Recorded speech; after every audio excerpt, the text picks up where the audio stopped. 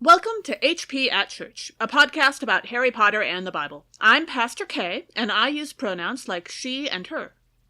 And I'm Pastor Emily, and my pronouns are they, them, theirs. Christ is risen. Christ is risen indeed. Alleluia. In this episode, we'll continue in the season of Easter. No, it's not just one day. And we'll discuss the readings for the 3rd through 5th Sundays of the Easter season. We have 3 content notifications for this episode. Our conversation on the first reading for the 3rd Sunday of Easter includes some unpacking of historical antisemitic interpretations of the book of Acts. In the reading from Revelation for the 3rd Sunday of Easter, we discuss really bad versions of atonement theology and abuse, especially sexual abuse in the church. And in the Gospel reading for the 5th Sunday of Easter, we discuss war, veterans, and propaganda. We discuss clergy abuse and police brutality, and how all those things impact each other. If you want to follow along on our blog, it's hpatchurch.wordpress.com, and you can find links to the Bible passages we're using and more information on other references we make in this episode. Our first Sunday for this episode is the 3rd Sunday after Easter, which this year falls on the 5th of May. And our first reading is from the book of Acts, chapter 9, verses 1 through 6, and possibly also including verses 7 through 20. Saul, a Jewish official on the way to Damascus to arrest followers of the way, has a stunning encounter with Jesus, which will lead to his conversion, baptism, and adoption of the name of Paul. As I said, in this passage, Saul is working for the Jewish religious authorities. He has papers directly from them in order to go to Damascus and arrest the followers of the way. So we do call him a Jewish official here. We're not doing that to be anti-Semitic, but a major part of Saul's story, who later becomes Paul, is that he shares a background with Jesus. And he references that a lot in his writings. He talks about his education and his background in the Jewish culture and religion. And so it's an important part of his identity. So while the Bible does many, many, many times get used in anti-Semitic ways against Jewish people, that doesn't mean that we get to erase the Jewish identity of people in the Bible, even when they're not doing great things. And it's important to note that this is not every Jewish person ever, right? That's right. Part of the tendency in anti-Semitic interpretation is that it's what we do with minorities across the board. Right. One person then is said, oh, you represent every Jewish person ever in the history of the world. And that's also not accurate. Yeah, I mean, Saul in particular really doesn't for so many reasons, including the fact that he actually converted to Christianity. So he although really I think he doesn't still work understood himself as Jewish. Yes, no, he was both Jewish and Christian at the same time, which these days is not really a thing for many historical reasons that would take several hours to explain. But true. Speaking of Christians and conversions and all of those things, we talk about Saul coming to arrest followers of the way. Some people call it the way of Christ. Some people just call it the way. The early church, before they became known as Christians, were actually called followers of the way. And so because that's the language used in the Bible as well as historically, that's why we use it here instead of just calling them Christians, because that's not how they would have self-identified at the time. You may, depending on how much time you've spent exploring your own congregation's library, also be familiar with a translation of the Bible called The Way from the 70s, which I think is the world's most 1970s Bible translation in the history of the universe. There are passages where they make some really interesting choices, and then there are passages where you read it and you say to yourself, yep, that was the 70s. It can be a really interesting historical touchstone, and I am sure that if we have some members of the older generations listening to this podcast, that they all just twitched very, very hard when I called something that they probably grew up with a historical touchstone. But I'm a child of the 80s, so just deal with it. Nice. Both of us are, in fact. Yes. Diving into the text, one of the themes that comes up, which is maybe a super obvious theme, is conversion. Saul is converted to following Christ, and part of that is also he converts his name and those sorts of things. The only really conversion that I could think of that was a clear conversion in this sense in the magical world in the Harry Potter books is Regulus's conversion away from being a Death Eater and into being against Voldemort. When he and for him the moment is the way that Voldemort treats Creature, right? As opposed to for Saul, it's his own being treated in particular ways. Yeah, he definitely gets that one crystal clear moment of realization thing. Mm-hmm. And that doesn't happen too often in Harry Potter at all. Aside from, I don't know, I don't really want to call Xenophilius Lovegood that. Because he has, I mean, he realizes what he will do for his daughter in presumably one crystal clear moment we don't see because it's off page. But yeah, that's not really a conversion. Yeah, it's not. It's not a conversion. Part of what conversion requires is like an actual like desire for this other thing. And Xenophilius doesn't desire to follow the Death Eaters or support the Death Eaters or support Voldemort. He just wants his kid back. Yeah. I was gonna say Snape is the other one, but that's I don't want to compare him to Saul either. It's way too messy. Saul is not a double agent. Yeah. Yeah. Right, like when that is part of the conversion and the complexities of it doesn't. Yeah. Saul has a very clear. And we should be clear that being Jewish is not equal to being a Death Eater. Oh my goodness, no. Even when we talk about Regulus, no. No. It's just religion doesn't really pop up in Harry Potter, and you don't get. I mean, I don't know if maybe Ron had somehow converted from following the Chudley canons to something else. That would be brilliant. I wonder if he winds up... I don't know if I'm saying this right, because I know some of the towns in Britain have different pronunciations than I would expect, but Ginny winds up flying for the Holyhead Harpies, right? And so I wonder if he winds up cheering for them at some point as well. And if they ever play the Chudley Cannons. That must have been awkward. Probably. Poor Ron. But also, like, when we're talking about conversion and stuff, in our Good Friday episode, there was a moment where I talked about Voldemort and Jesus, and like obviously we don't think Jesus is Voldemort. So just because we pull things together and look at themes doesn't mean we're overlaying the entirety. Yeah. Anyway, as we finally enter into the passage itself, in verse 1, we hear that Saul is still breathing threats and murder. I love that phrase. This verse reminds me of a concept that's been around for quite a while, and it's not specific to Christianity, that hurt people hurt people. If you have been hurt, that often causes you to hurt others. If you hurt others, that will also hurt you as well. It changes a person hurting other people. Mm-hmm. And Saul, by breathing threats and murder, it's not just that he's going out and hurting other people, it's that he's literally breathing all that into himself. It's become a part of who he is, it's become a part of what he's choosing to surround himself with.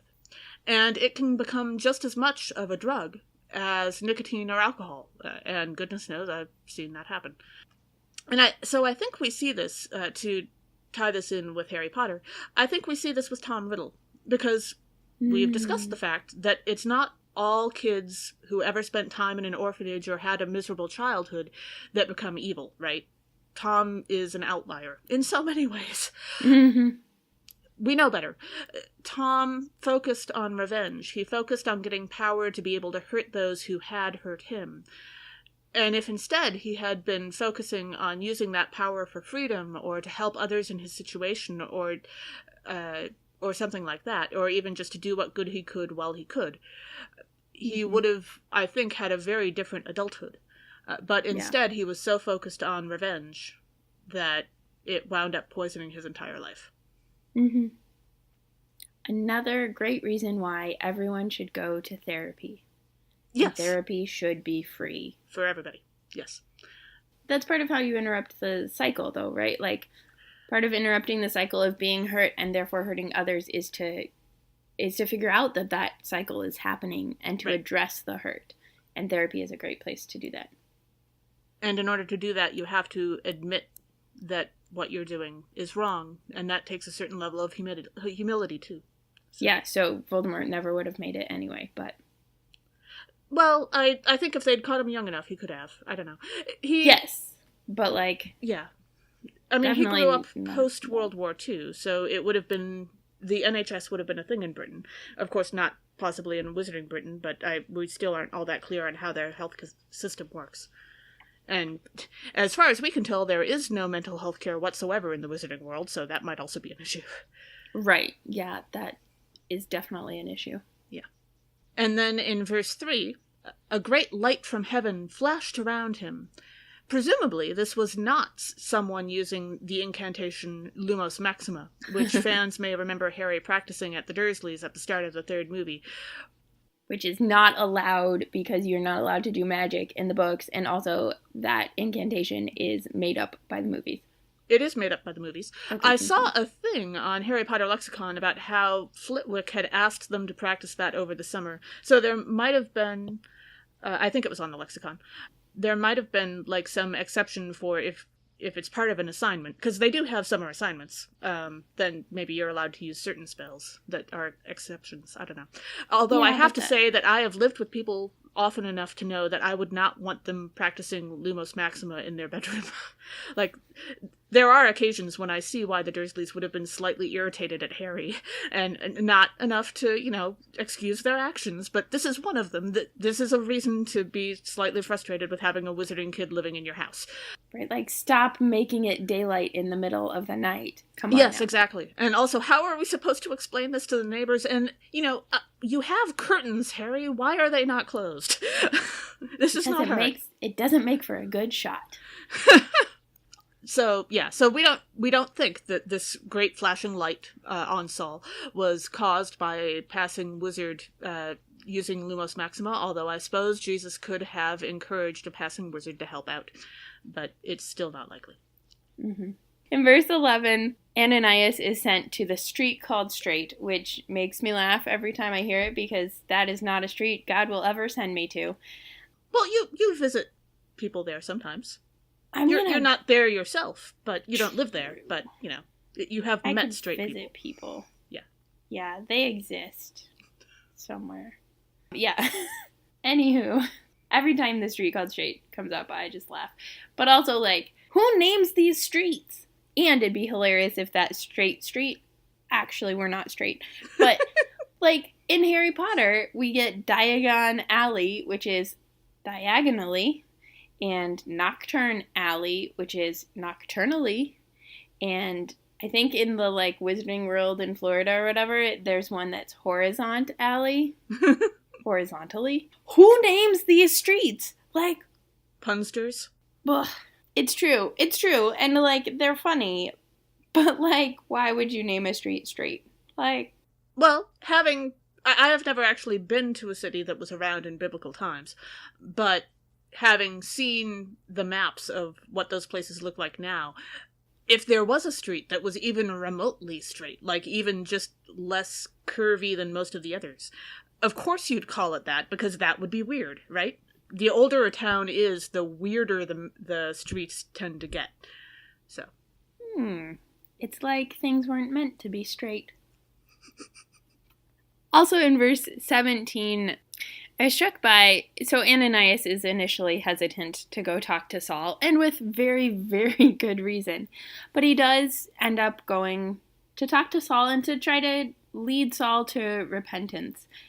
And so that reminded me of Harry, actually, at the end of Deathly Hallows, when he's in his final showdown with Voldemort, and he is talking, they're, like, doing the circle thing, right? Like, everybody else has already done their death. Like, everybody else is dead. It's just Voldemort and Harry. And Harry is talking to him, and dead-naming him, but talking to him and calling him, inviting him into repentance, and that there is a way to end this, and it doesn't have to end in the death of everybody or whatever. And so keeps kind of trying to get him to repent for all of the violence, because that's the way Horcruxes get unhorcruxed. Like, that a soul is put back together is through true repentance of the violence and the murders that were part of making the Horcruxes. And so Harry keeps trying to get Voldemort to do that, even though it's clearly a lost cause. And I think I wouldn't be surprised if Ananias was like, this is totally a lost cause, until he actually, like, saw us all and saw what was going on. And then, like, it's like, oh, not such a lost cause after all, I guess. Oh, maybe God. God's up to things. Beat him over the head with a clue by 4. This might go ahead after all. Yeah. Our second reading for the third Sunday of Easter is Revelation chapter 5, verses 11 through 14. The author attempts to describe what worshiping God will be like when all are gathered around God's throne. So the theme of this that I noticed was adoration. The way that the author of Revelation describes it is that everyone is adoring God and worshiping God.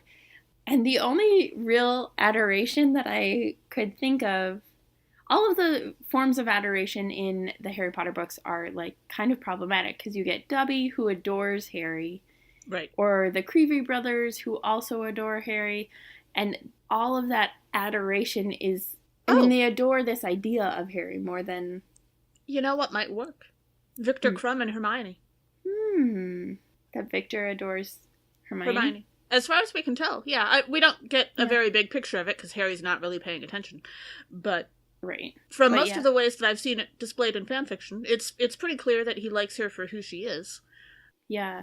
I guess I've always thought of adoration as something that happens when you don't truly deeply know a person. Like, it's kind of impossible to truly... Like, adore is not the word I would pick for when you already truly deeply know a person. I think there's an aspect of idealization there. Interesting, because I frequently tell people, so in the congregation that I worship with right now, Downtown Disciples, when we do communion, we pass the cup from one person to another, and the idea is that you break open your heart. You have some piece of you that you say to the other person, or some way of conveying it, instead of, like, in a lot of Lutheran churches, we'll do the blood of Christ shed for you, or whatever, or a cup of salvation. But instead of doing that, it's break open a piece of your heart. Give a word to the person you're holding the cup for. And so I frequently do God adores you. Interesting. Okay. And there's an aspect of that maybe is different from just adoration. Yeah, I think anytime you put God into the mix, things change. Right, but there's this beauty, partly it comes from Reconciling Works and their postcards that they did for the last youth gathering, where they put God adores you, which also spells gay. And I loved that. Both the, also spells gay, hashtag street called straight. And there's a different, God loves you is we have a concept of what love is, and sometimes it's a diluted concept, but we have a concept. But adore is no, one step up. That's how much God cares about you. See, whereas when I think of adoration, I can see God adoring people because of the immense power imbalance there. Mm. But when I use the word adore, I use it towards toddlers or babies or small animals, or, so I guess, or people I don't know that well, or an idea that I've just discovered. So yeah, so that's an interesting thought, that we all seem to be using that word differently. So hey, listeners, if you have ideas about how you use the word adore, please send us a tweet or an email and tell us what you think. And if you have examples that you're like, you know what, I use adore in this way, and it's just like these characters. Yes. Biblical, Harry Potter, whatever. We are inclusive here at HP at Church. Or at least we try. Speaking of any sort of reference of adoration, verse 11, when the author says, I heard the voice of many angels surrounding the throne, and the living creatures and the elders, they numbered myriads of myriads and thousands of thousands. I actually thought of The Lion King and the Circle of Life when Simba is born, and all of the animals coming to Pride Rock, and Simba getting held up. And I love that. Yeah, it was just this beautiful, that is what I thought of. Yeah, I took that in a slightly different direction. What a surprise. Yeah, myriads of myriads and thousands of thousands. anytime the word myriad shows up in the Bible, and then especially when it's being emphasized like this, basically we're talking about an uncountable or innumerable crowd. A bazillion. Yes. Advanced mathematics was not quite as advanced 2,000 years ago, let's put it that way. They could almost certainly count to 2,000, I would be willing to bet. But, because, you have to keep track of your animals somehow. Mm-hmm. But that also makes me wonder about exactly what arithmancy actually is in the Harry Potter books, because we hear that Hermione's taking it, but then it never shows up again. And I kind of wish it had, because I was wondering, what exactly does that do? Is arithmancy like numerology? I was kind of wondering that. I'm presuming that if it's interesting to Hermione, it's not just numerology, like numbers as symbols or numbers as the way that, or at least it's not numerology as we know it in the Muggle world, as I have run across it. Like, if you're born on a certain date, then the numbers of that date will tell you something about yourself, that kind of thing. Mm. But I wonder is there magic that you can make with math? Are there equations that are also spells, or spells that are also equations? Or is it that you use the magic to do math, or both? They've got to have a magical equivalent of a calculator, right? You'd think. So. You would think. That actually makes me think of this show that I've just started watching called The Librarians, which is kind of Doctor Who-ish, but it is like this combination of math, science, and magic, and like exploring that in the world. And one of the main characters, one of the librarians, is like a math and science whiz and actually thinks about magic as like this advanced, I forget how she puts it because I did not pursue math and science in college.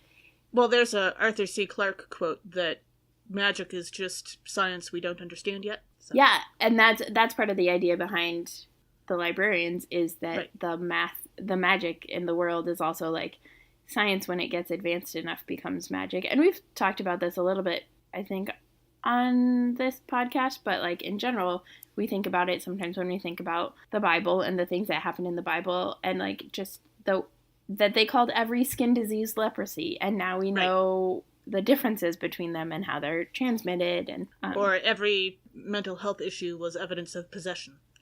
Yeah. And even just like cleanliness, and we know like what is actually unclean and what is not, and how to mitigate that a little bit better. Or a lot better. Yeah. But yes, I love that show too. I need to get back to it. And then we reach verse 12, and the phrase, "Blessed is the Lamb who was slaughtered to receive power and wealth and wisdom," and, well, so on. And the idea of being slaughtered in order to receive all of this stuff, which we are basically taught from birth that are good things. This is one of those things that makes Christianity different.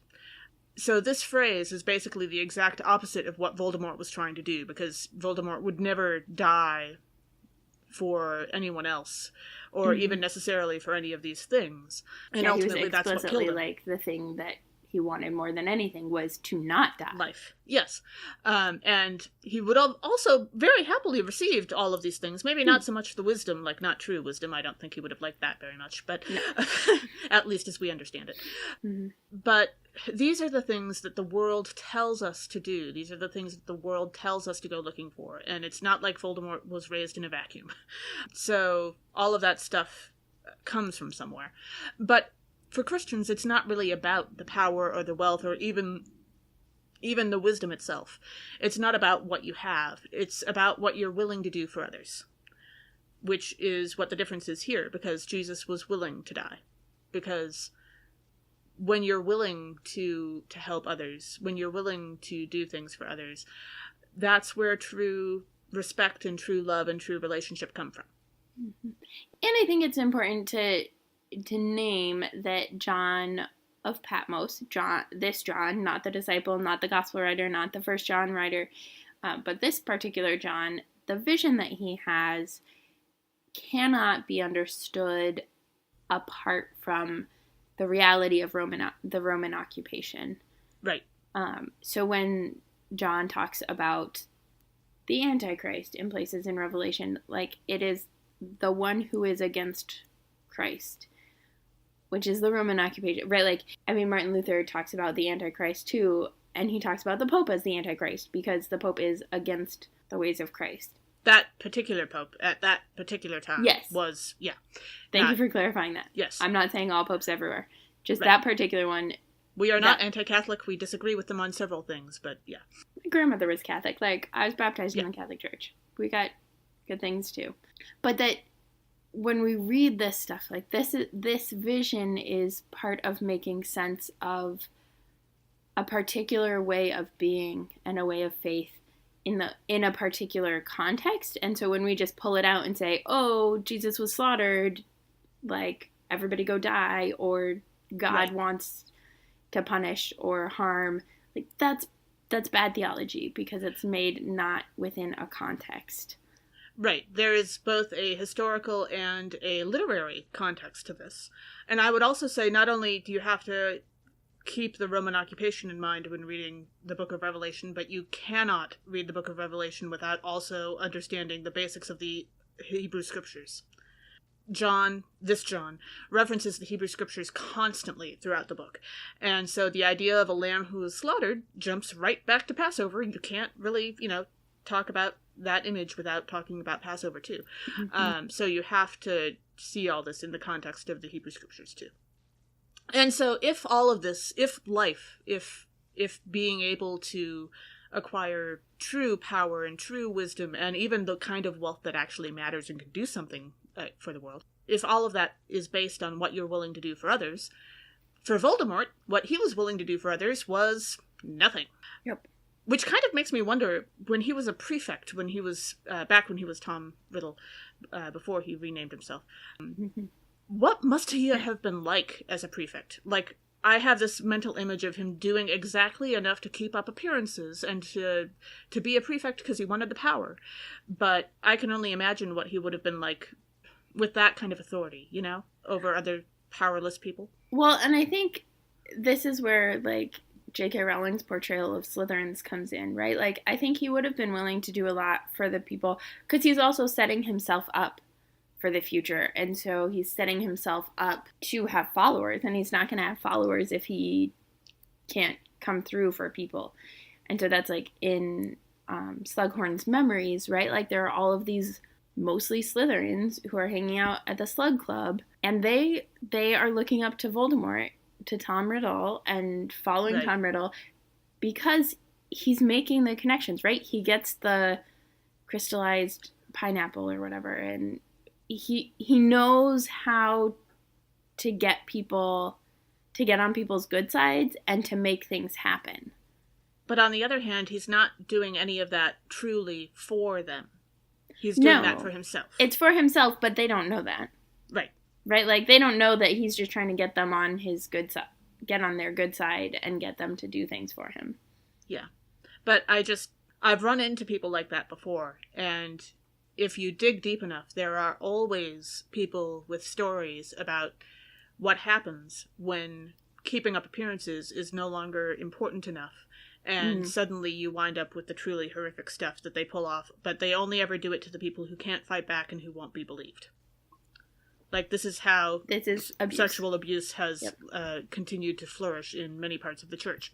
Mm-hmm. But yeah, a person who is only truly out for themselves and having that kind of power over, like, 11-year-olds, who, some of them are brand new to the magical world. Mm-hmm. Some of them are Slytherins who are brand new to the magical world. I really can't imagine that no Muggleborns got sorted into Slytherin, because I've met enough Muggleborns and gone to school with enough of them that were plenty cunning and ambitious.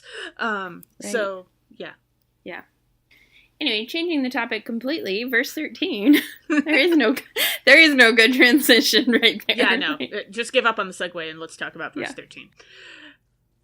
So in verse 13, we read that every creature in heaven and earth and under the earth and in the sea and all that is in them is singing to the Lamb on the throne, and is singing to the one seated on the throne and the Lamb.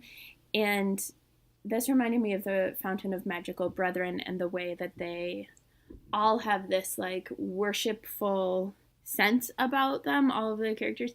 And then it's interesting, I just thought of this, like, that the transition goes from, in that centerpiece of the Ministry of Magic, goes from the Fountain of Magical Brethren, which is, like, could be verse 13 of worshiping, to this throne right? With magical people on the throne, and then muggles, like literally the throne is built on the back of muggles. Yeah. And how creepy.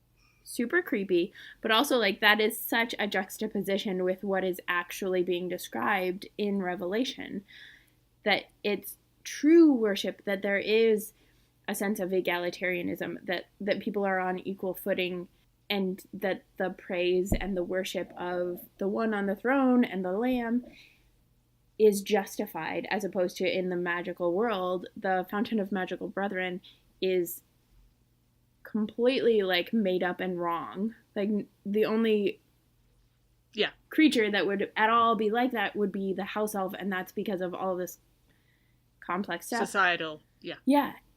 And then like the throne is also just this mockery of what is real. So that I think is just this really stark contrast. Yeah. So for those of you playing along at home, go ahead and find your HP at Church bingo cards and check the box for Emily hates on the Fountain of Magical Brethren statue. One of these days you're going to have to be able to describe like what the correct version of that statue, like all of the magical creatures and beings and so on being together and actually having decent relationships would look like. So, because if you keep hating on the statue, eventually you're going to have to explain to us how doing it right would look like. I'll think on it. Yeah, I'm not asking you to do that right now. That's kind of a big assignment. You know what? I bet if we get enough Patreon, enough patrons on Patreon or enough support, we could set that as a goal sometime. Sure. Emily actually depicts what the Fountain of Magical Brethren could be like. The word brethren will almost certainly not be involved. I'm correct. Pretty sure. Just a thought. So, yes, folks, if you would like to bribe us, please go ahead and sign up for Patreon. Moving on. Our gospel reading for the third Sunday of Easter is from the Gospel of John, chapter 21, verses 1 through 19. Jesus greets the disciples for the third time after the resurrection, and they have breakfast together on the beach. Jesus tells Peter to feed my sheep 3 times.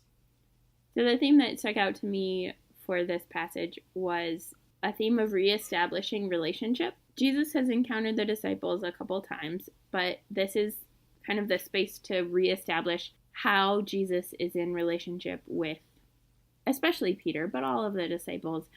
And that made me think of Ron when he comes back in Deathly Hallows after Hermione and Harry have been through all of this stuff, and after he ditched them and all of that, and he comes back to Hermione and Harry and like saves Harry's life.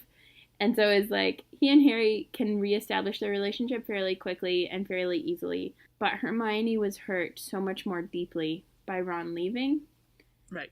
And so it takes more for Ron to get back into right relationship with Hermione, and maybe it doesn't even happen until the final battle when he's like, we gotta go save the house elves, right? Like, I wouldn't be surprised if that was the point where finally they were actually back into relationship, because he proved that he had grown and he had changed and he had learned and he was actively trying to do and be better. Yeah. In verse 8, so full confession, the way that I read this is that the beloved disciple and Jesus were in a relationship, and Peter is the beloved disciple's younger brother. The beloved disciple being Andrew. And I love reading it this way, because then you get like the tag-along little brother who's like, oh my gosh, it's Jesus! And like jumps out of the boat and swims to like say hi to older siblings. Which bestie. Actually would help to explain that verse, because the whole Peter saw Jesus, put on his clothes, and then jumped into the sea. Like, okay, dude, this is not the correct order of things. Right. I mean, you don't want to shame Jesus, but yeah. Well, they traveled together for 3 years. I figure there's probably not much from 2,000 years ago that they have. Yeah. Everything. Yeah. But then the beloved disciple stays on the boat and is like, you go ahead and leave us and die, and then 3 days later you come back and everything's supposed to be fine. Right? And so it's just like the beloved disciple is just like sitting on the boat, like arms crossed, like, And that's exactly like how Hermione responds when Ron comes back, right? Like, she's like, you left us? And you do all this stuff, and I don't even care if you found the Sword of Gryffindor. I don't even care if you destroyed the Horcrux. Like, I would also say that the disciple Jesus loved, whoever that may have been, but I kind of like the idea of that being an older brother, because by staying on the boat, they helped the other disciples get the boat back to shore. Whereas Simon Peter just said, screw this! And jumped into and it was his the idea to go fishing sea. In the first place, so who knows yes, how much exactly. anybody else actually knew how to fish and drive a boat. If you'll note a verse or two later, the other disciples, once they do get the boat back to shore, they make Simon Peter go get the fish. Because Simon Peter did not help the boat get back to shore. So, dude, you left us. So I was actually trying to figure out how to compare that to Harry Potter, because I really wanted to include it, but I couldn't think of somebody who, skipped out on one part of a job and so got stuck with the other part. Yeah. But that sounds so much like the younger brother, older brother dynamic. Because, like, the older brother gets stuck with the responsibility. Yep.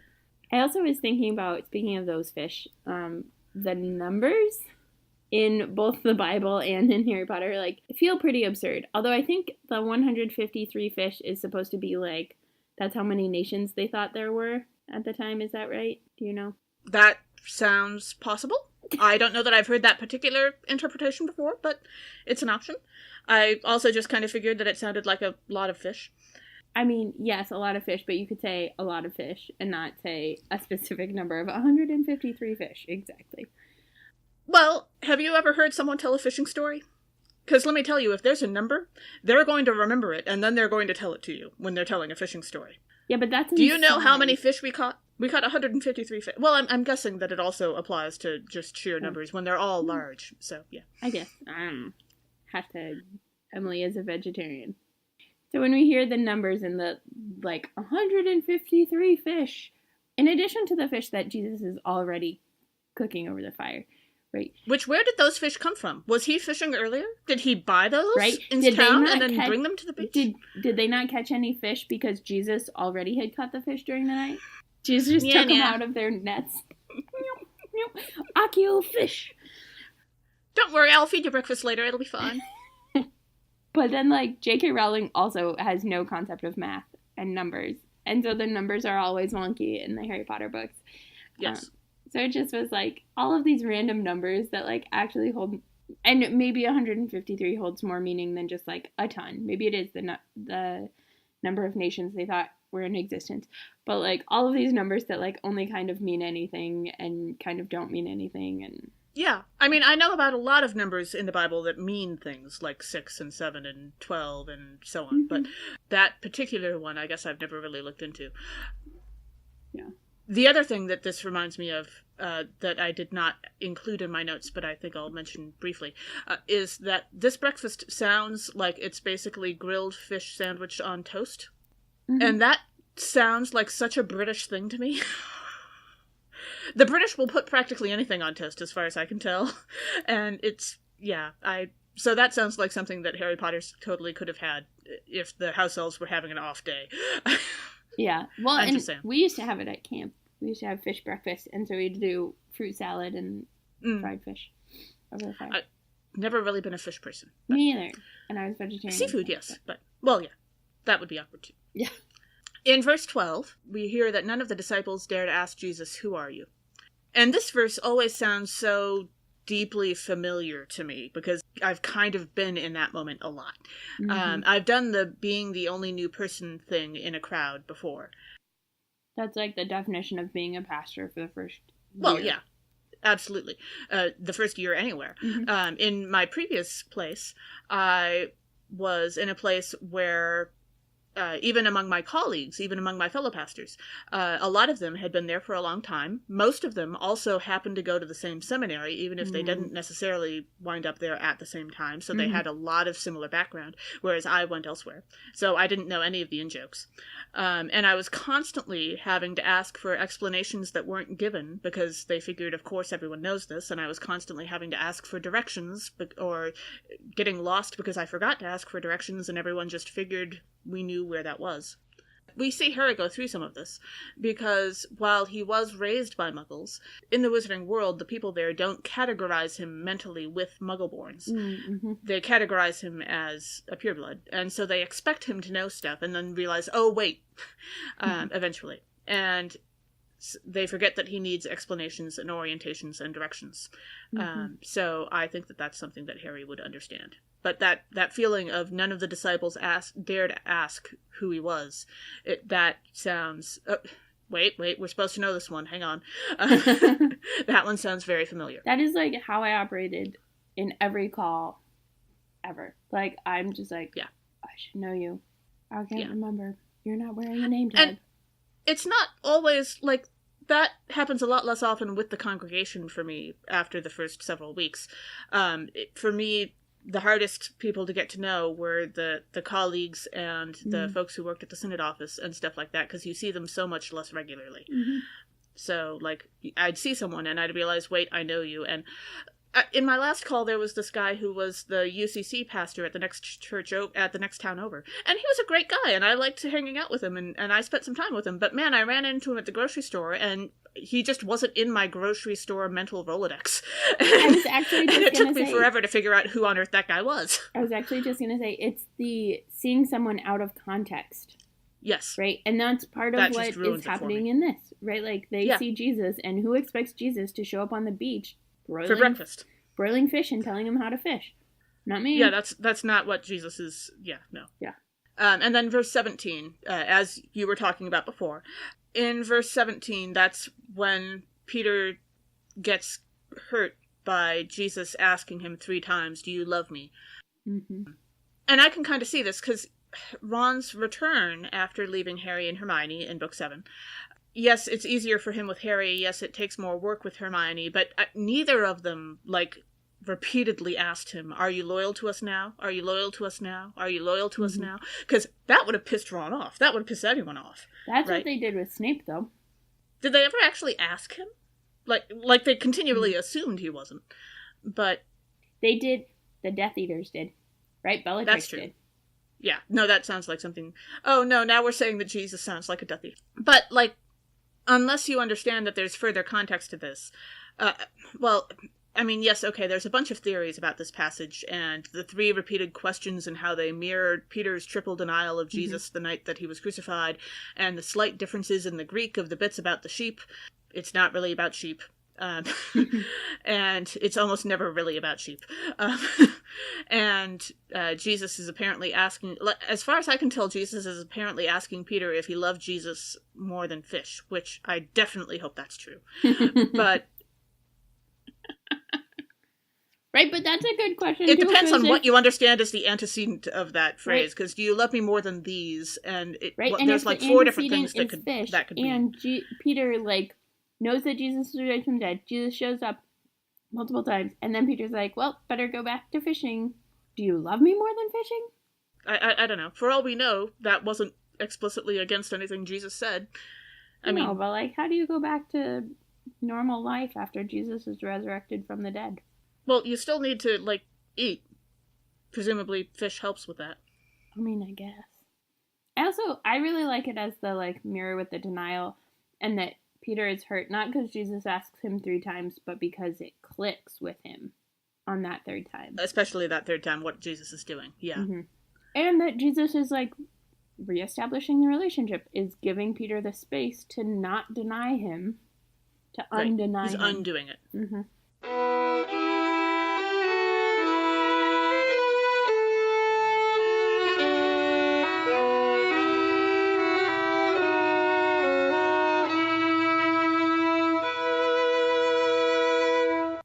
Our next Sunday is the 4th Sunday of Easter, which falls this year on May 12th.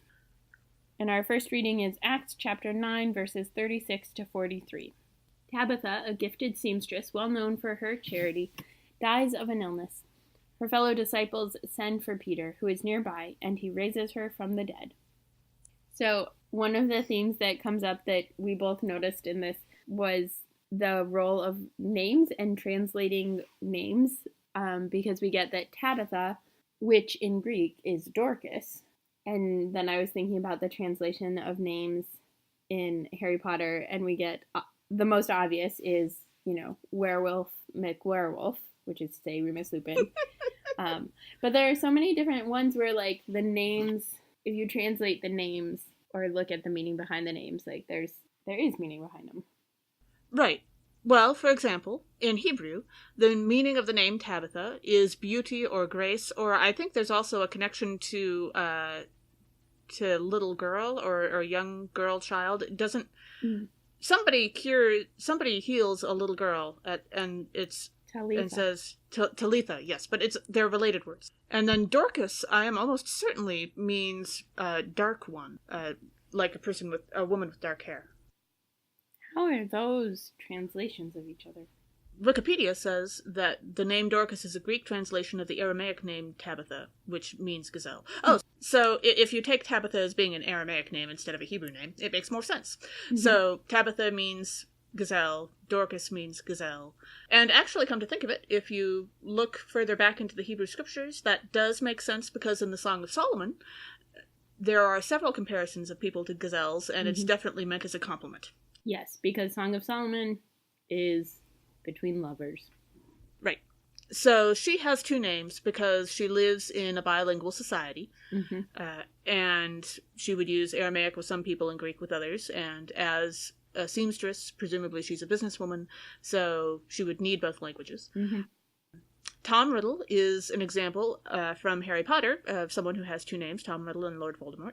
And I guess you could say Alastor Moody, who is also known as Mad-Eye, might be, although that's more of a nickname. I also like the fact, I think it's only Dumbledore gets away with calling him Alastor, isn't it? Like, no one else gets to call him that. Yeah, some people call him Moody, but... Right, which is... that's fine too, but like I love that, because my dad is one of those people who the only people who are allowed to call him James are his mom and one of his aunts, and that's it. No one else gets to call him that. And so we all know people with names like that. And I love the mental image of the only person who's allowed to call Moody Alastor is Dumbledore, because the idea that they have that kind of relationship is hilarious to me. Yeah. And then in verse 39, they are showing tunics and other clothing that Dorcas had made. And it might be because of the many, many hours I've spent playing Skyrim over the years, but the clothing of the Wizarding World really interests me, because imagine the variety of enchantments and enhancements that you could put into clothing. For waterproofness, for warmth, for coolness, for weight carrying, for weight concealment, all sorts of decorative stuff. I love to imagine that Gilderoy Lockhart had at least one hat that shone in the dark. Of course he did. Yes, probably everything he wore did. Also, like, I think Dumbledore has at least one outfit that has, like, stars on it, and I bet the stars shone. My Celestial Ball outfit in the Hogwarts Mystery app was the starry one. Yeah, me too. It totally glowed in the dark. I remember that. So I love to think about how you could use magic to do some of this stuff. And actually, I've seen a lot of fan fiction that explores. Well, actually, there were several fanfics back in the day. I don't know that they're still getting written these days, because I'm not sure it's such a big trope. But back in the day, there used to be several fanfics where Hermione would get pregnant while still at school, and then would wind up, because that's what teenagers like to write about teenagers. And so she would wind up either casting spells on her clothing to conceal that fact, or someone else would be helping her out, and they would go find her clothes at a professional place that could conceal her pregnancy until the necessary time. So that was a pretty standard trope for a while there. Interesting. But it's also interesting to think about how you could use magic for some of the construction, especially since the Wizarding World doesn't seem to have the same problems with the Muggle world does, with fast fashion and sweatshops and slave labor and so on. It all seems to be very locally sourced, handmade stuff, and that's kind of interesting. So, well, and speaking of that, verse 39, when they're showing off the tunics and other clothing that Dorcas had made, my immediate thought was, at Molly's funeral, everyone will definitely be wearing a Weasley sweater. Oh, goodness. Right? Like, you know that's part of how they're going to honor her, is, like, wearing the sweaters that she had made. And then you'll have to explain why you chose that one in particular. Mm-hmm. I would bet. Yeah. Right, like why did Harry choose the snitch or the dragon? Mm-hmm. And I would hope that she would eventually... Did she ever make Hermione a Weasley sweater? I know she made Harry several, but probably. I would hope that after Ron and Hermione got married, I would hope she would make them for her. I think she probably made them before then. Well, yeah. Because she was friends with Ron, but that Harry is oblivious to everything and so didn't know. Well, that's true. Yeah, I love the fact that we can always just use, but Harry didn't notice, as an explanation for practically everything. So, mm-hmm.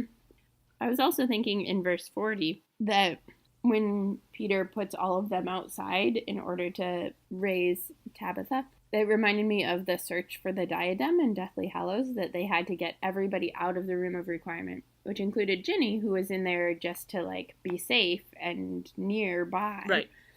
But even she had to go out, and then she, like, went and joined the fight, of course, because she's Ginny. Right.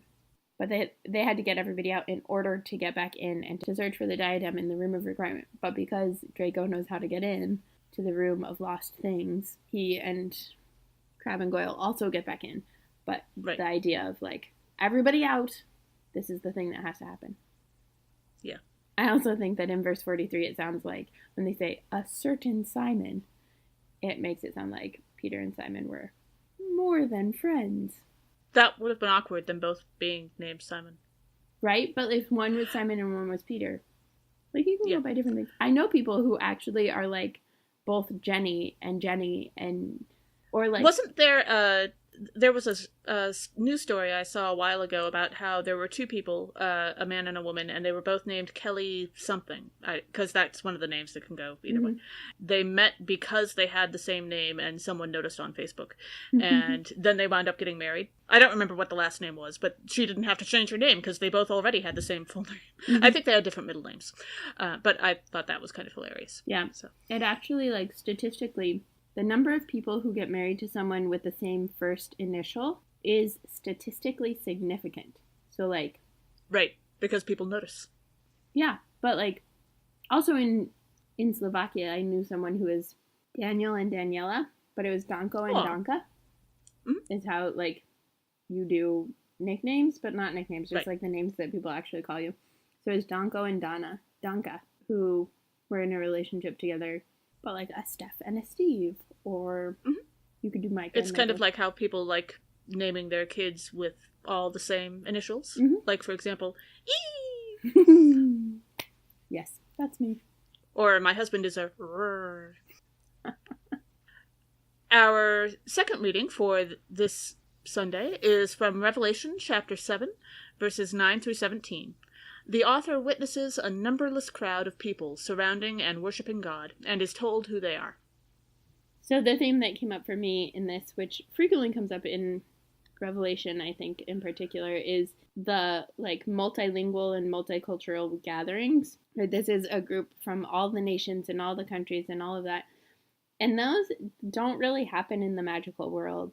The only time that they really happen is the International Confederation of Wizards, which is then only, like, the bigwigs from all of the countries. And this is clearly not just the bigwigs. It's everybody, and probably the bigwigs are the least likely people to be there. But then I was thinking about the Quidditch World Cup, and that is, like, a place where it's more multilingual, multicultural, and not just all of the, like, best of the best, like, the hoity-toity people. But even then, like, you need some amount of connection and money and that sort of thing to make it. Well, and the way that Europeans think about it and the way that Americans think about that tend to be very different. When we hit verse 9, all tribes and peoples and languages. Speaking of that whole multiculturalism thing in the wizarding world, I don't know how much time you've spent talking to Europeans about the differences between American and European culture. And yes, I'm including the British and Europeans, even though they haven't technically left the EU yet, so it counts. They're still European even if they leave the EU. They're just not united. Yeah, they just won't want to admit... Well, some of them don't want to admit to it. But that's fine. But one of the major differences that you talk about when you're talking to them about the differences between American and European culture is the prevalence of being bilingual or more than bilingual. How many languages do you speak? In Europe, it's extremely common to speak 2 or several languages. I was in a play with a foreign exchange student who was stuck trying to do Shakespeare when English was, I think, his 3rd or 4th language. And, oh, that poor kid. But it seems interesting to me. I mean, one of the things that consistently the Americans have to explain to the Europeans is the sheer scale of America, because if you haven't been here, you don't really get how big we are. And so, of course, it costs us more money to go somewhere where they speak a different language. Unless you want to learn native languages, which brings a whole other... Well, and I'm always in favor of learning languages, but frankly, they get to pick who they want to teach those languages to. So, yeah, so you have to explain the whole scale issue, and it takes us a lot longer to get somewhere else, especially to a different country. And I think that's kind of an interesting thing you brought up with the Wizarding World, because they do seem to do international travel a lot less. And I had not really thought about it before, but on a previous episode, I mentioned how they didn't have any musical education whatsoever at Hogwarts. But another thing they don't seem to have at Hogwarts is any foreign language teaching at all. Which, for a European school, sounds pretty frickin' weird. Especially because it's British, and it, like, they're in Ireland, right? Or Scotland? Scotland. They're in Scotland. They're totally in Scotland. We would never make that mistake. We love Scottish people, and we love Irish people, and we really don't want hate mail from either of you. I have ancestry in both. I have ancestry in both. They all blend in me. Yeah, that sounds lovely. Right, but there are different languages spoken even in Great Britain, and so not teaching those languages, ridiculous. Ha! Well, actually, Britain has an interesting history of that, because they tried to squash Irish and Scottish and Welsh in various times. So, but yeah, they're not teaching any foreign languages, and as far as we can tell, in terms of magical spells and charms, there don't seem to be any that translate from one language to another, although, man, you have to admit that would be popular. And if they can do arithmancy, then why can't they do... So that also continues to make me wonder what the heck arithmancy actually is. Yeah, because Hermione would have taken language classes if they had them. Yeah. And that could have told us a lot about magical Britain's relationship with other countries too, like which ones were offered. Like French is a pretty common offering in British schools because they're literally right next door. But if you do German, then you're more likely to be able to communicate with Central European countries. Right. Yeah. And man, if they taught Russian, that would be really interesting. So yeah, there'd be lots of options. Yeah. I was thinking about in verse 13 when we read that the elders addressing the author and being like, who are these? Where have they come from? What's going on? I don't even understand. That reminded me of what Muggles and Muggleborns, their reaction, and even Harry's own reaction to first encountering Diagon Alley. And what is this? How is this here? Where did this come from? What is going on? Or any Muggles that would be harmed by magical spells and would have to go to St. Mungo's to be treated and get taken to this abandoned department store that's under renovation in perpetuity and what? How are we walking through the glass? Wait, who is that? Why are we here? What are they doing to me? Yeah, they are not terribly good about being kind in their introductions to magical life. Yeah. It all sounds terribly confusing. In verse 14, when they refer to the folks who are gathered as they who have come out of the great ordeal, it reminded me of how in Lust Over Pendle, a Harry Potter fanfic, they call the Voldemorts recent events. And then specifically, I think the second one. Yeah, specifically the second one they call recent events. And then it got me thinking about Cursed Child, and as far as we can tell, in Cursed Child, they only refer to the Battle of Hogwarts, so it's 19 years after the Battle of Hogwarts, or however many years since the Battle of Hogwarts. If you have found a different place where they refer to it by something else, let us know. But this euphemism, right, the inability to name the fullness of something and the fullness of an atrocity is super common and super unhelpful. Right. Absolutely. And also probably a sign of how the wizarding world could really use some frickin' psychologists. Yes! But not that we've mentioned that before or anything. Mm-hmm. Also possibly some chaplains. Anyway, not that we're biased. Right? Hashtag WizChiz need therapy. Yeah. In verse 14, we also get the phrase, "They have washed their robes and made them white in the blood of the Lamb." Okay, so we know that this is poetic imagery, right? This is not a literal thing. That would be, and if you like, don't smelly. know, now you do. Yes. Like, if you are one of today's 10,000 people who have learned something new, that is delightful for you, and I'm very happy for you, and also I hope you've heard of the whole thing that happens when you mix Diet Coke and Mentos. And for those who aren't aware, that's a reference to a XCKD comic. But I don't think even Molly Weasley could use blood to wash something until it was white. So, with all her magic. We've talked in this podcast before, though, about, first, ancient laundry issues. If you think getting bloodstains out of clothes now is difficult, it was so much worse then, and so you know this has to be miraculous, what they're talking about here. Mm-hmm. And second, the issues of using white and dark imagery to illustrate either purity and sinfulness or good and evil.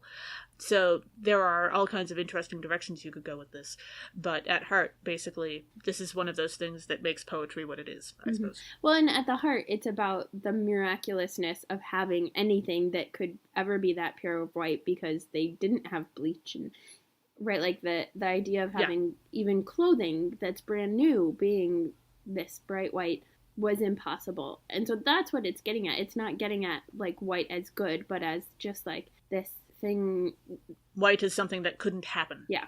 And certainly race and racism as we know it today was not in existence then. There is certainly prejudice and there are certainly issues around nationalism and that sort of thing, but like racism as we know it in a U.S. context comes from slavery and white supremacy and colonialism as is enacted on this land. Right. And even when we read the Harry Potter books, we have to keep in mind that racism as it works these days in Britain is also quite different than how it works in America. Mm-hmm. So there are different lines. Mm-hmm. Yeah. Context is important. Yes. Once again. Our gospel reading for the fourth Sunday of Easter is John chapter 10, verses 22 through 30. Before the crucifixion, Jesus, when questioned in the temple, promises his sheep everlasting life, and that they will never be separated. The theme that kind of stuck out to me in this passage was that festivals tend to be where things happen. So the gospel takes place, we hear in verse 22 that it's at that time the festival of the dedication took place in Jerusalem. So this idea that whenever there are festivals, like something is bound to happen. In Harry Potter, in the first book, the Halloween feast is when the troll gets let in, but then also the Halloween feast is when the Chamber of Secrets is reopened. Or at Fleur and Bill's wedding in Deathly Hallows is when the Ministry of Magic is taken over. And they're not always connected, but it seems like it's always in those moments that, like, everything. And I think that you and I have experienced this too, speaking of, related to, say, Easter and Lent. Because I don't know about you, but I've always thought of the season of Lent as being sort of and especially Holy Week, like extra strong in Holy Week, being sort of the full moon of ministry, because that's when everything tends to go haywire. Because everyone's under so much stress because there's all this other stuff going on. And so I think that's kind of part of why stuff tends to happen during festivals, because there's all this extra stress. And so everybody tends to bring all their stuff out of the woodwork, you know, because they lack the self-control because they've got so much else on their plates. Or things get overlooked, or, right, especially this past Holy Week between attacks and destruction of church buildings and all of that stuff. Like, a lot has been happening, Yeah, I think all that kind of stuff tends to happen when we're under extra stress. Like, the reason why Quirrell could get the troll into the dungeons in the first place was because everybody was doing all this stuff. In verse 25, we hear Jesus say, "I have told you and you do not believe." And here we have hashtag Millennial Jesus showing up again. I love Millennial Jesus. I have explained this to you already countless times. I have said this over and over and over again. What is the point of trying to explain this to you yet again? This is Jesus complaining about sea lining, okay? Wait, sea lining? Yes. For those who aren't familiar, it's an internet term that has come to great renown lately. Have you ever been in a conversation with someone and you start feeling like they're asking you a lot of questions? They're fairly basic questions. Mm-hmm. They often ask the same questions over again.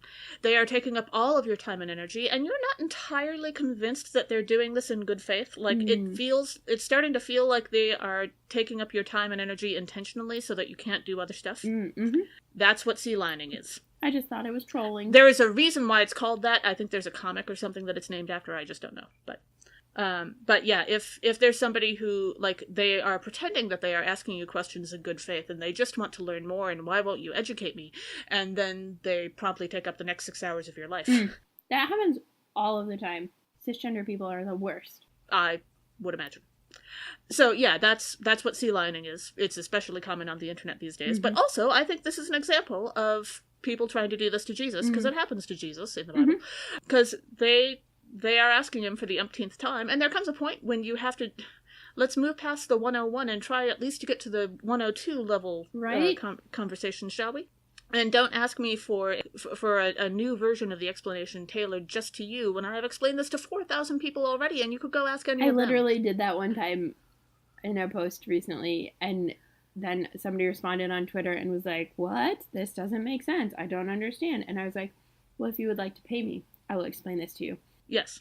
Or I have a friend, she does copy editing, and she has had to explain so many times, like, what she will and won't do and all that to so many people. She put a frequently asked questions page on her blog so that she could just say, oh, that's number whatever on the page, go read it.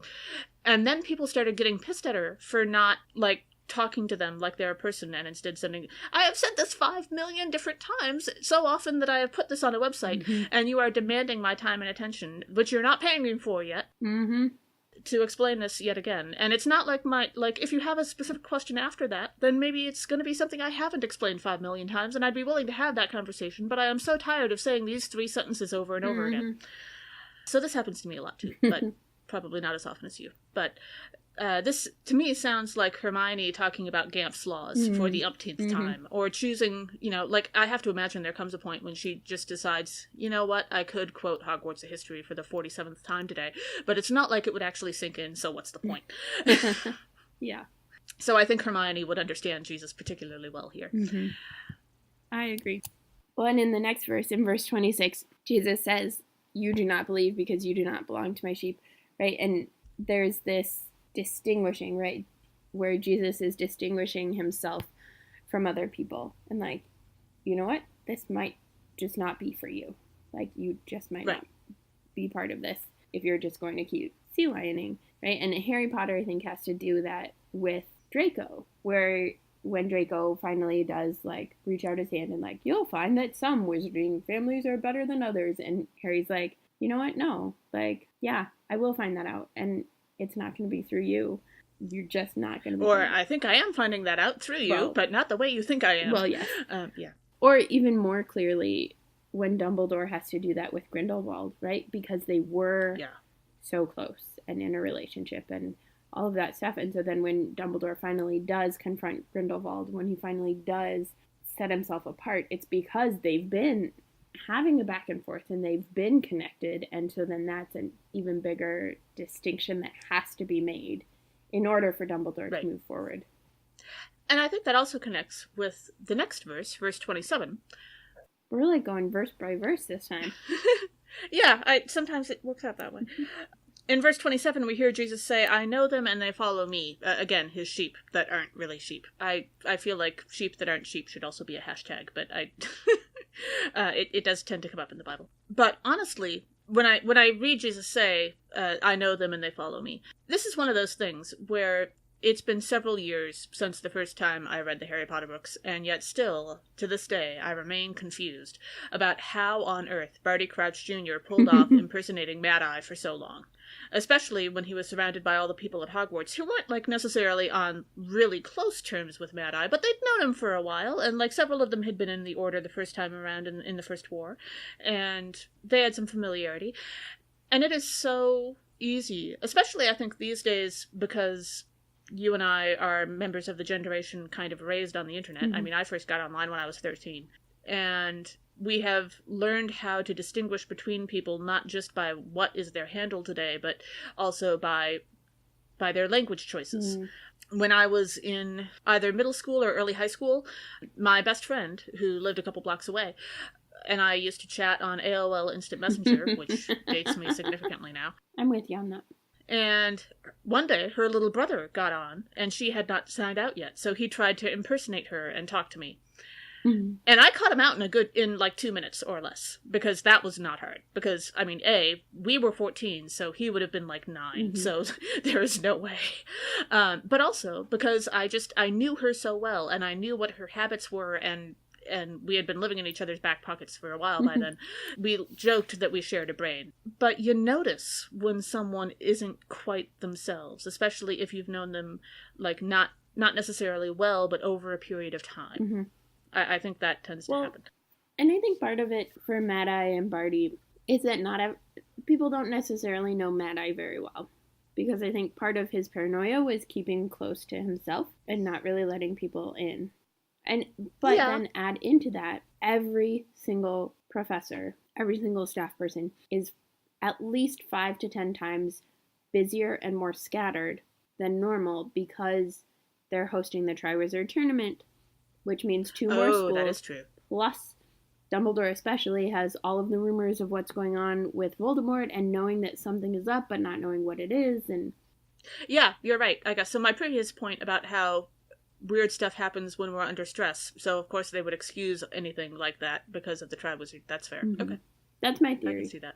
I don't think it's... it's just, he does have a strong personality, even if people don't know him pretty well. If it wasn't for the Triwizard Tournament, I would have issues with Barty actually pulling that off for so long. Yeah, and I think there is also probably some similarity between Barty Crouch and Mad-Eye Moody in their personalities, right? Like when he says, the thing that I hate the most is a Death Eater who got away. That is true for both Mad-Eye and for different Barty. reasons. For different reasons, but like that sentiment and those feelings behind it are true. I find it a little difficult to imagine that, like, having specific stuff like that in common I can see, but the overall persona and personality, I have trouble believing that Barty Crouch Jr. would have that as much, because he had spent so long in Azkaban. Yeah. And Mad-Eye didn't, and that kind of thing has to affect you, you know? Yes. And I think it affects Barty differently than it affected Sirius and stuff.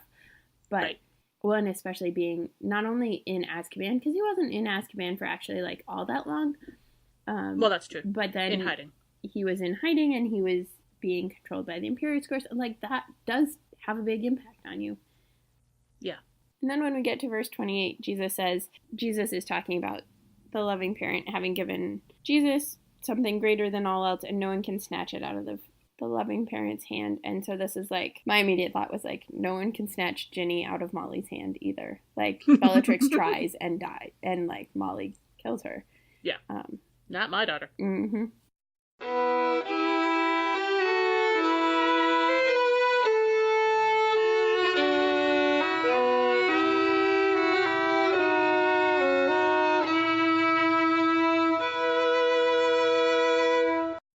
Our final Sunday for this episode is the 5th Sunday of Easter, which this year falls on the 19th of May. And the first reading for that is from Acts chapter 11, verses 1 through 18. Peter explains the vision God gave him, which made it clear that all people were welcome to be baptized. So the theme that comes up for me in this one is the like frequency and commonality of like questioning who people are willing to join with. And I think, it comes up a lot today, and I think there's wisdom in saying, like, why are you okay, right? We can question certain people being okay with certain white supremacists being advocates of them, right? Like, why are you okay with this person saying that they agree with you? Like, and that's not exactly what is happening here, right? But this idea of, like, why are you getting along? Why are you willing to work with them? Why do you want... And I think we do that now, like politics has turned into that, right? Where, why are you really willing to work with the other party? And partly right now it's that there's such extreme divisiveness and such harm being done that, like, I don't want any part of it. But also we used to be better at working together and collaborating on ideas. And so it was kind of making me think of Ron questioning Hermione's loyalty when she's dating Victor Crumb. Where he's like, why are you dating Victor Crumb when Harry's competing against him in the Triwizard Tournament? Like, you shouldn't do that. Or the Ministry of Magic, questioning Dumbledore reaching out to giants and werewolves and thieves in both World Wars, right? Like, this is part of how the Order of the Phoenix operated in the first World War as well as in the second. And there's just this, like, why would you work with them? And part of that in the Harry Potter books comes out of this sense of prejudice and isolationism of, like, we need to protect ourselves, and they are dangerous, and they will not be loyal to us. And I think in Acts, it's part of, like, we are under threat. We are under oppression from the Roman Empire. And so we need to, like, make sure that we are okay. How can we connect with Gentiles and still be okay when that's part of, like, the Roman Empire are Gentiles? Yeah. Yeah, so it's there is wisdom in questioning things sometimes, and in this particular circumstance, right? Peter is having a conversion experience, his own conversion experience, and is realizing God is up to something bigger than I had realized and we had realized. Yeah.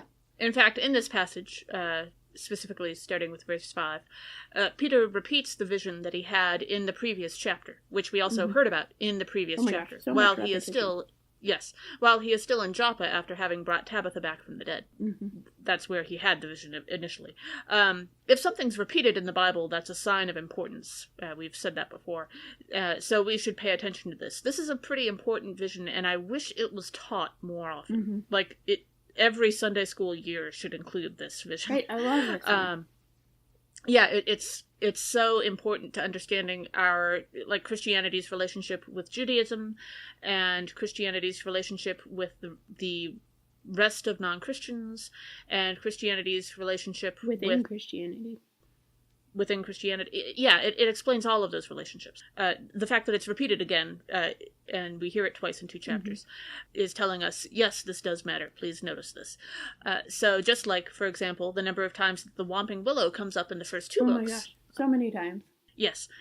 My favorite part being Harry and Ron managed to crash a car into it, and they still didn't notice that it had a door into a giant tunnel, but whatever. And technically just a hole, not a door, but yeah. Well, yeah. But that lays the groundwork for the role of the Whomping Willow in the 3rd book, because you noticed that it kept getting repeated, and J.K. Rowling does that regularly. Foreshadowing. Yep. I really love this. And this passage also is one of the passages that is sometimes used by people who are queer affirming to talk about, like, the ways that we decide this is bad and this is good don't make sense when we use the Bible as their, like, justification for it, because there is this moment where Peter's own prejudices and religious and cultural upbringings are challenged by God, and so, like, that also happens with us. Right.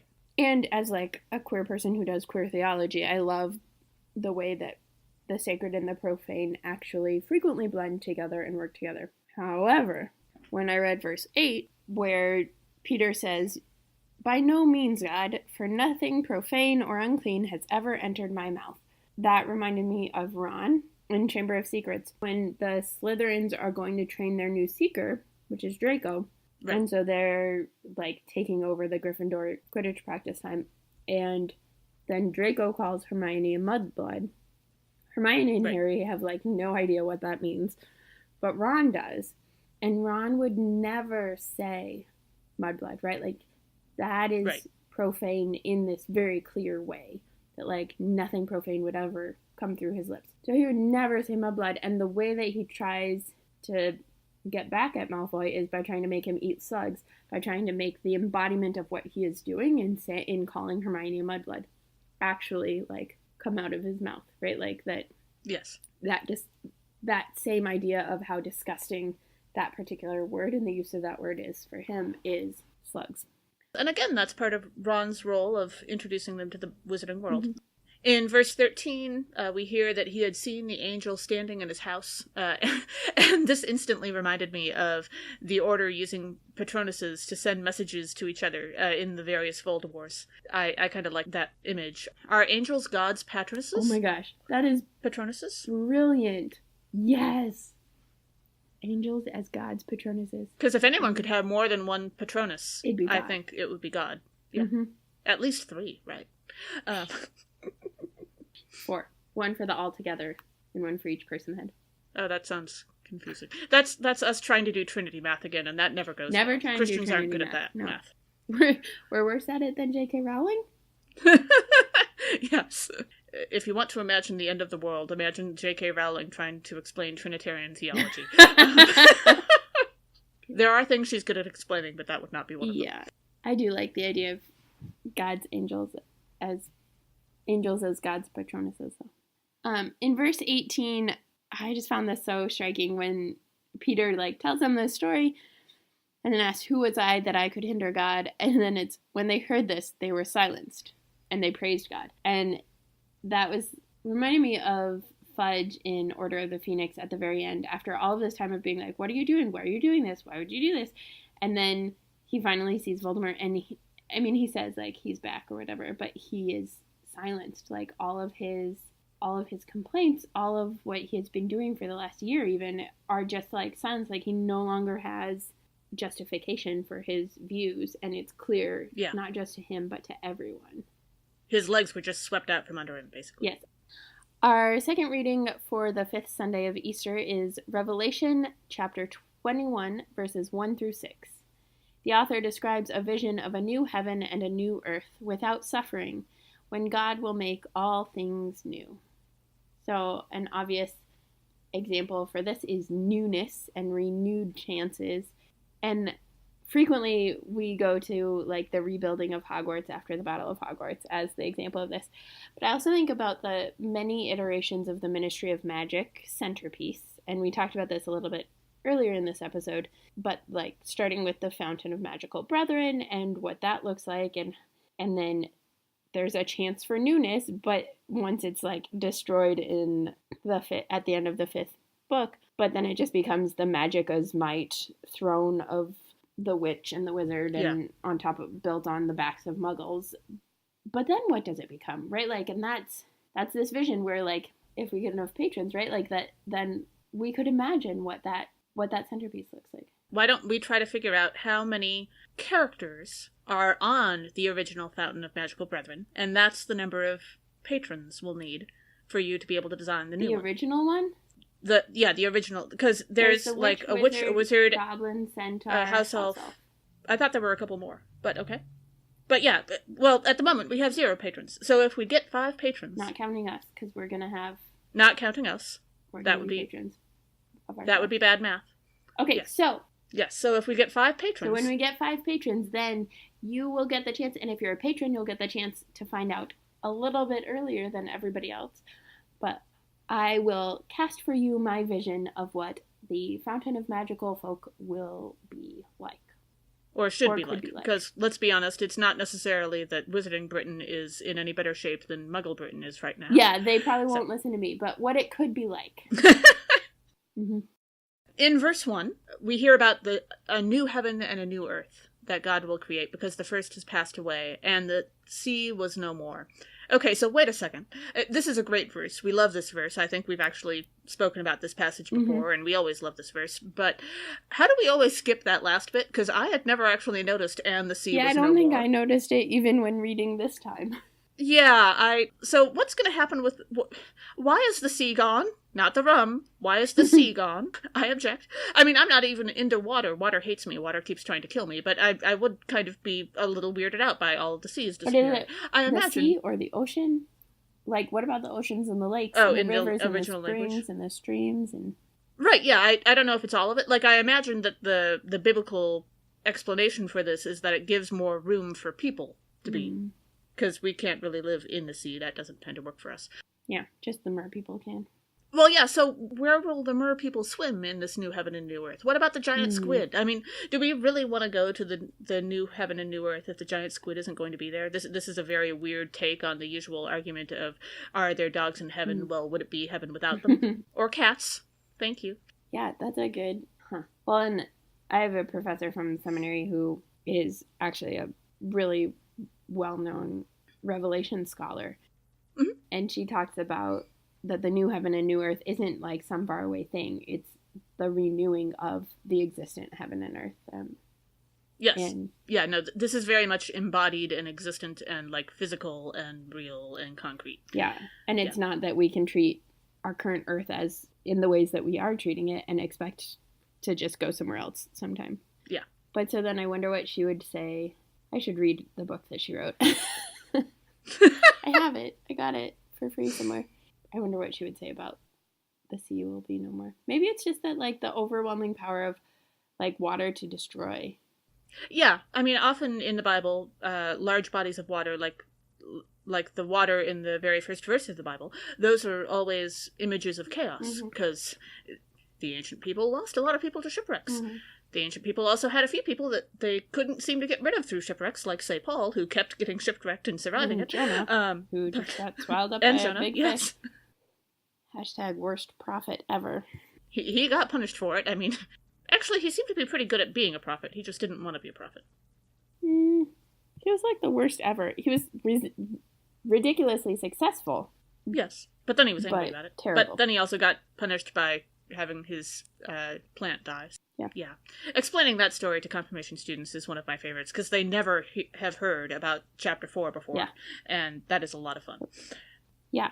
Anyway, and the water, like, one of the ways that people are in awe of Jesus is when he, like, calms the sea, and that shows, like, his power. Yeah. Right. Anyway. But we won't need that, because God will have written God's word in our hearts by then. So we won't need the giant displays of power. True. But there are also people for whom would heaven be heaven without the beach and, like, the sea to play in. So who knows? I just need mountains. I am not one of those people, but I know they exist. I've heard of them. So, yeah. I just need mountains, personally. Verses 3 and 4 reminded me of the hope that magical people had after each of the Voldemorts, although it didn't quite pan out the way that they wanted it to. But there was just this hope that all things would be peaceful, that the divine would be with, right, like, in Revelation, we read that God will dwell with them as their God.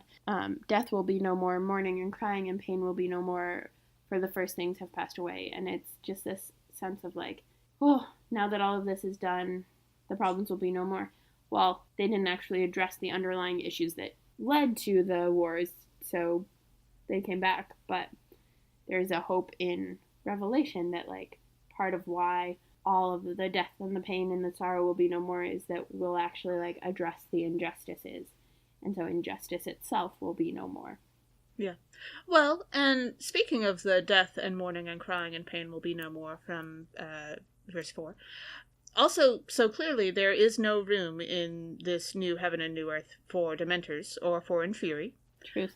Those make sense to me, but I have this feeling that there must be some kind of in-between creatures or beings that also wouldn't fit, that we might have some issues with. Like, I have no problem with there not being Dementors or Inferi in the new heaven and new earth. That's I think fine, some people would want there to be no werewolves or acromantula. Yeah, but Hagrid would insist that there would have to be acromantulas, or else it wouldn't be heaven for him. And werewolves, like, they're humans. Or for that matter, dragons. I mean, Hagrid and Charlie Weasley would both be pissed off if there weren't dragons, let's be honest. True. There would be protests. And in fact, I think even Harry, and to be honest, like, if dragons were an option, I am totally signing up for whatever the heaven is that has the dragons in it, because that would be cool. Yeah, so, but I have a feeling that, I don't know, are there going to have to be different neighborhoods? Oh man, this is suddenly turning into a Good Place translation, isn't it? I have not seen The Good Place. Oh, you'll love it. Yeah, it is wonderful. I think there's definitely going to have to be different areas, because we do have such conflicting needs and wants. But I think part of that, though, is, like, we're trying to imagine this thing that will be based on our own understanding, and God's understanding is so much more expansive and complex than ours that, like, right, we can try to do, like, a Good Place thing and be like, you're in this neighborhood and you're in this, but really? But it's really like toddlers trying to imagine calculus. Yeah. At the second half of verse 5, when the author is instructed to write this, for these words are trustworthy and true, I was thinking about who writes things in the Harry Potter books, and Rita Skeeter and Xenophilius Lovegood are the only two who really write things, aside from homework, and neither of them are very trustworthy or true, except for brief moments in certain places, but the vast majority of them are not, of what they write is not trustworthy or true. Well, I don't know about Xenophilius. I always kind of had the feeling that there was this open-ended concept to the Lovegoods in terms of, you know, the Wizarding world is pretty wacky, and there's no saying that what they're saying isn't They said true. that Sirius like in was terms like of the various. this random singer. Well, okay, not all of it. That's what I'm saying. Like I think there are moments and but like insights the Snorkax could totally really exist. You never know. I think there are places and moments where they could really exist, where they could be trustworthy and true, but it's mixed in with so much that is not trustworthy and true that then none of it becomes trustworthy and true. Same with Rita Skeeter. Like, she has moments where she tells the truth. Even a stopped clock is white twice a day. Yeah, but I do love the open-endedness of the love goods, that they could be right about some of it, especially Luna and the creatures. Yeah. Our final reading for this episode is the Gospel reading for the 5th Sunday of Easter, which is from the Gospel of John, chapter 13, verses 31 through 35. We've heard it at both Maundy Thursdays. You will always hear it at Maundy Thursdays. And now we have it again.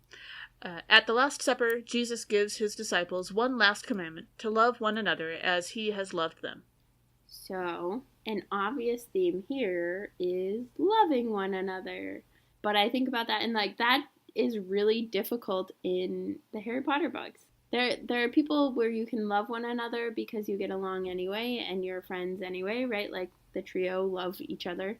But it'd be... Even if they don't always understand each other. Even if they don't always understand each other. But this call to love one another makes me think of, like, Molly and Sirius. Well, Molly and Mundungus, and Snape and Sirius, and Ron and Draco, and the ways that they, like, are on the same side and yet have no love for each other. Right. To the extent that Draco's on. Draco's a little bit more complex, but he's not all bad, so. Yeah, those are the most interesting characters for me. Yeah, so as we said, we've done this passage a lot. And I love this passage, but we've done this passage, this is the third time at least that we've talked about it. So instead of going where I went the last two times with it, I think I would like to finally ask the question about verses 31 and 32 that I've been meaning to for a while, which is... There's a couple of sentences there. It just sounds like a Gordian knot of epic proportions. What is a Gordian knot? A Gordian knot is a knot that's so enormous and complicated that it's impossible to untie. And it's related to, I think, an ancient Greek myth or something, maybe even ancient Roman myth. So I tried to translate these verses into Harry Potter. So just roll with this for a second. The boy who lived has been glorified, and Harry Potter has been glorified through him. If Harry Potter has been glorified in him, Harry Potter will also glorify him in himself, and will glorify him at once.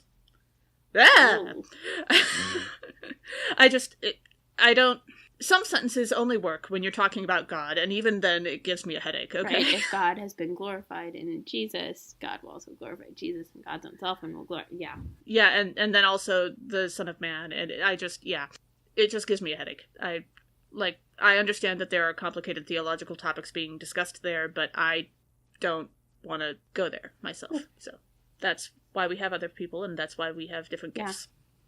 Speaking of glory and glorifying, though, I was struck by the ways that we glorify war heroes, especially. Right. And as a way of glorifying war, right? Like, and I think there's an important distinction between veterans who come back and the importance and responsibility that we have to care for them and provide for them, which we often ignore, and the way that we instead glorify them as war heroes and glorify war as a way of, like, assuaging our guilt about the fact that we're not providing for them the way that we should. Right. But I think, especially by the end of the Harry Potter books, like, there are so many heroes of the war and so many people who fought in the war and who now are going to be living with immense amounts of grief and PTSD and all of that stuff. And what does it look like? Like, would they glorify people? Would they glorify heroes? Would there be glory in having won, or are people just so sad and so tired from all of the death? And having, right, like, I think it's different in the States because we're able to be a little bit separated. Like, not everybody has somebody who is directly involved in the war or in fighting or in armed services, whatever, the military.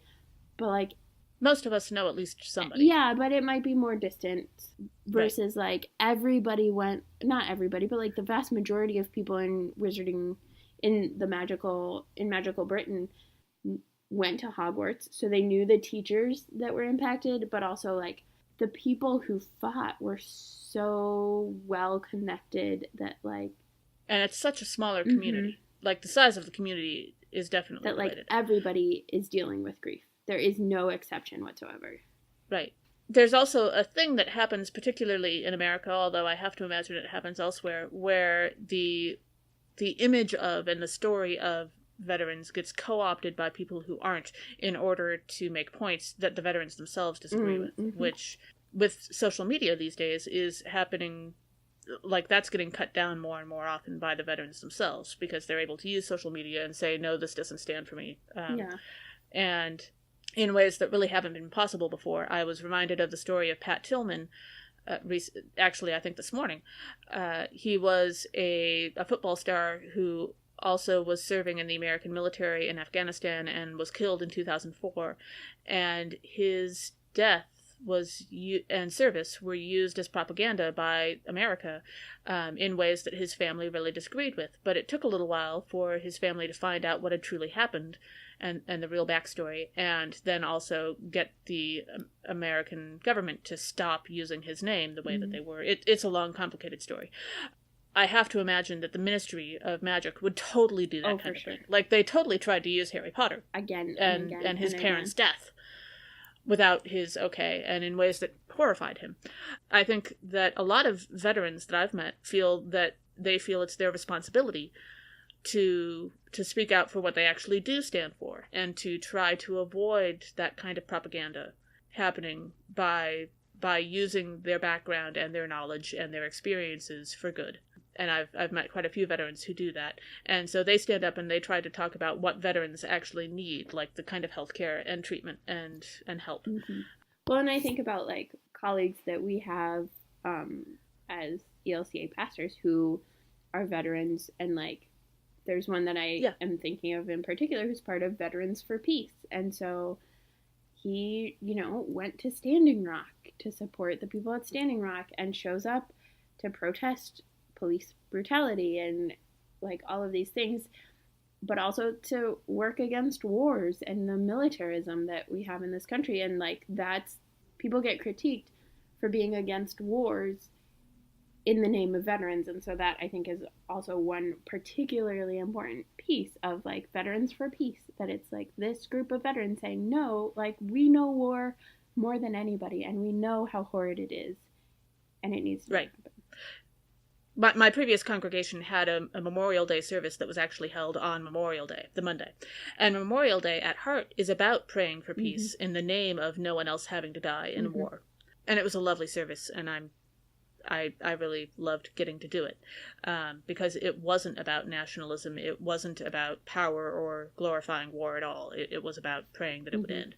And I think there's a larger lesson that we can also tease out to other groups of people, that we can use our experience and the aspects of ourselves that other people would glorify and would perhaps misuse in order to do good. Like, I have known many clergy people who have said that, clergy abuse others. That happens. We've seen that. There's news stories. And our response to it, by and large, at least in our denomination, has been that clergy have stood up and said that we have to be the first ones to say that this isn't okay. We have to be the first ones to stand up and say this needs to not happen. We have to make sure that the victims of those who are clergy who abuse have to be treated well and have to be believed and have to be given their full ability to and that's to ideally heal. What we'd say, but the truth is that even in the ELCA this is covered up a lot and people are oh no, absolutely. But I've also known clergy who have been able to use that concept to explain to folks why they're talking about these things, but also why like when clergy who have been exposed for the existence of bad apples in the ranks, you might say. When we look at, say, police brutality, we say that it really needs to be the police who stand up and say, this needs to never happen again. We need to be able to root out the bad apples and get rid of them instead of covering them up, because the end of that clergy know. The end of that phrase is, a bad apple spoils the bunch, right? Like, exactly. Yeah. So clergy know that that's the only reaction that actually leads to anything good happening. And so we can tell the police that because we've been there, because we've had the news stories, because, and then it goes further out than that to other groups we can also say that to politicians. We can also say that to any other group that has power over people. Jesus continues, and in verse 33, Jesus says, where I am going, you cannot come. And that I was thinking about when people go places others can't. And there's a sense in which, like, Sirius goes through the veil and Harry can't, right? But also Harry knows that Ron and Hermione can't go into the Pensieve with him in Deathly Hallows, or can't go into the forest with him. Like, he is so tempted to not do it that he knows he can't. And he knows he can't put them in danger, but also he knows that they can't come with him because he won't be able to do it. What needs to be done. Yeah. If he's worried about them, he can't. Yeah. And he's less likely to be willing to give himself up in that way if they're with him and that close to be able to, like, be with him.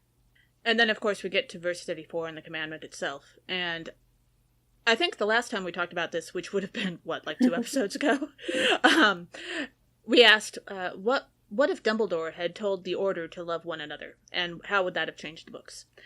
This time, I think I'll put a further spin on that and say, what if the Order had loved each other the way that Dumbledore had loved them? Which I would say would not be how Jesus loved his disciples, but instead with a certain amount of apparent fondness, but also with an eye for how to use each other for their own purposes. Oh, wait, maybe they were loving each other as Dumbledore loved them. Maybe they learned that from Dumbledore. I feel like isn't that interesting? That makes sense to me. I think they were loving each other as Dumbledore loved them. Really problematic. I mean, sometimes they were loving each other more than that. Like, Molly totally loved her family in ways different than that. But and her family loved each other differently than that. But that I think explains a lot about the Order. I agree. Well, thanks for joining us. Catch us next time when we discuss Harry Potter connections to the scripture readings for the rest of the Easter season, including Ascension Day. This podcast has been produced by us, Kay Roloff and Emily Ewing. For more fun, check us out on Twitter, Facebook, and WordPress, all at HPATCHURCH. Or contact us at HPATCHURCH@gmail.com. This season, we're also putting our episodes on YouTube, where you can listen and see subtitles, so make sure you let your friends know and search for us. Also, if you like what you've heard, rate us or leave us a review on iTunes, Facebook, or wherever you catch your podcasts. If you appreciate what we do or want to be able to go back and listen to older episodes, or get actual transcripts of the podcasts, consider supporting us on Patreon at patreon.com/HPATCHURCH. As the ancient Christians said, Pax vobiscum.